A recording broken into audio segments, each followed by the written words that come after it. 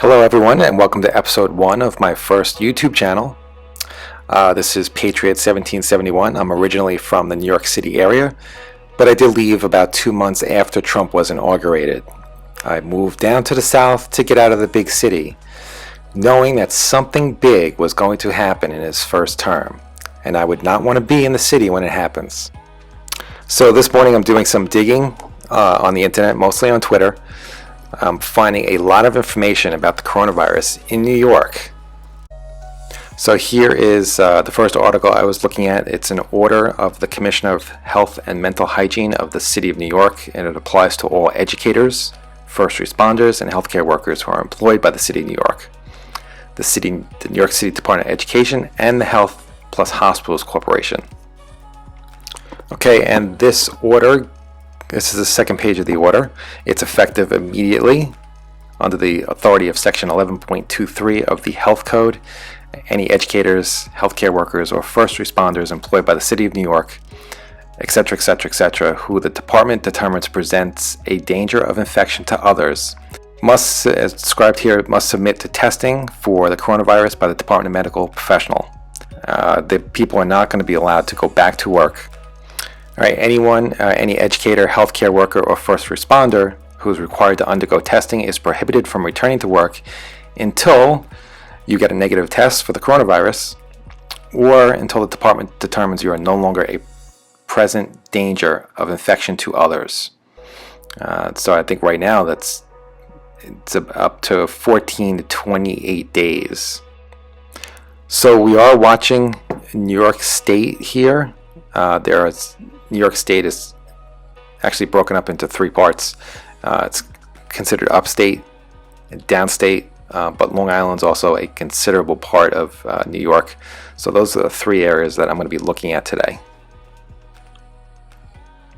But in any event, New York City has declared the equivalent of medical martial law. And I really think that could be expanded very quickly once more cases start to pop up. And here is Mayor de Blasio talking about Long Island's cases. There's 22 cases in New York, which really sounds very, very small. Long Island has a case of community spread. I'm very familiar with the Long Island area, and it's densely populated. There's 2 counties there. There's Nassau County and there's Suffolk County. And most people in Nassau County are working in New York City, and New York City is just going to be a hotspot. There's especially in the Flushing, Queens area where you have a Asian city. I'd say it, but it's 2 million Asians.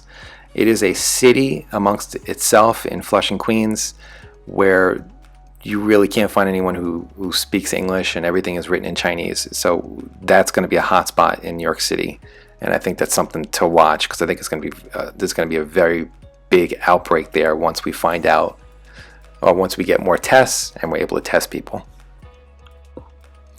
And you're going to see Andrew Cuomo has been updating New Yorkers almost on a daily basis about the coronavirus cases, and was focusing on Westchester County, is focusing on Nassau County. I really think that the hot spots are going to be Queens, like I said, Flushing, and there's another hot spot that's not being talked about, and that is upstate in Buffalo, and that is right across the border from Canada, and that is another border that I think we really need to secure. And anyone who's coming in from other countries are going to sneak over that border. It's a lot easier to get over that border than the southern border. And right now, if you do a Google search on coronavirus cases in Buffalo, they're having a little bit of problem there, and I think that's another spot that we should be looking at. So here's that quick Google search on coronavirus, Buffalo, New York, and you can see the top result is Erie County has 116 individuals in quarantine. Buffalo Public Schools are preparing for the coronavirus. And so far we have 44 confirmed cases, and that number is going to go up as we get more people tested. So that's something to watch. I know this morning when I woke up, Didn't seem to be an update on the numbers, and we may have a big update on Monday. And this story is coming out of The Atlantic today. The East Coast testing capacity varies significantly. New York State has 22 positive cases, including several cases of community transmission in Manhattan and Brooklyn. This is news to me. New York State can only test 100 to 200 people a day. The neighboring states of New Jersey and Connecticut are not sharing any information, so we don't even know what's going on there. Pennsylvania can test only about a dozen people a day, and Delaware can test about 50 people a day. So we're really not getting too many people tested so far. So there are not enough test kits in this country to test, everyone that we need to test. They're right here from the New York Daily News. They're stating the U.S. doesn't have enough ICU beds and ventilators. Doctors are going to have to decide who gets a ventilator and who do we let die. That's a very interesting article there. And I would not be surprised if there is a gag order on health workers, the police department, and the fire department, where they cannot talk about what they're finding out in the field.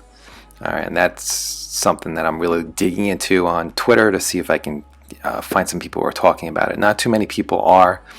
It looks like New York is on a medical lockdown. So that's all I'm going to leave for today. It's more than I thought I was going to leave from my very first video for this channel. So if you like what you see, encourage me on. You can subscribe, you can like the video, and leave some comments. Looking to improve on my very first channel, and I hope everyone has a great weekend.